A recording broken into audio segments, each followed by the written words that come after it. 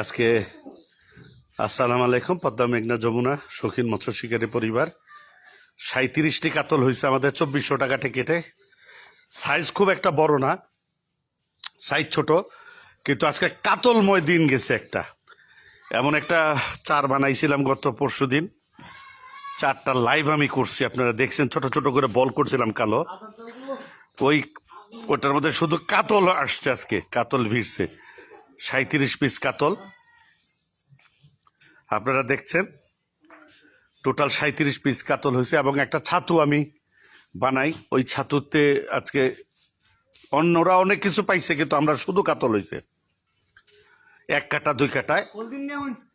Total 37 piece কাতল, 2টা রুই, 2টা পাঙ্গাস, আর একটা হলো বাইলা।